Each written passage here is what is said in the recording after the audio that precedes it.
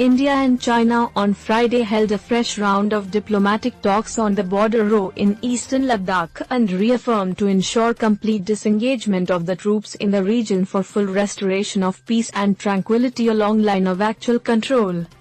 The Ministry of External Affairs said the talks were held under the framework of Working Mechanism for Consultation Coordination on India-China Border Affairs, WMCC. It said the two sides reaffirmed to ensure complete disengagement of the troops along the Ladakh for full restoration of peace and tranquility in the border areas in accordance with bilateral agreements and protocols.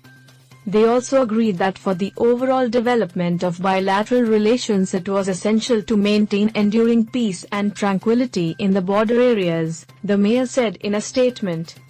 The Indian delegation at the online talks was led by the Joint Secretary, East Asia, in the Ministry of External Affairs, while the Chinese side was headed by the Director General of the Boundary and Oceanic Department in China's Foreign Ministry.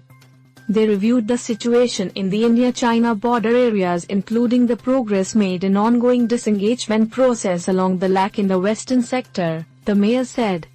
It said both sides agreed that it was necessary to sincerely implement the understandings reached between senior commanders. The Indian and Chinese armies were locked in a bitter standoff in multiple locations in eastern Ladakh for the last 8 weeks. The tension escalated manifold after a violent clash in Galwan Valley in which 20 Indian Army personnel were killed.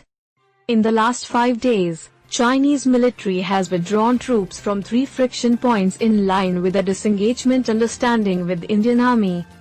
Both sides have held several rounds of diplomatic and military talks in the last few weeks to ease tension in the hour.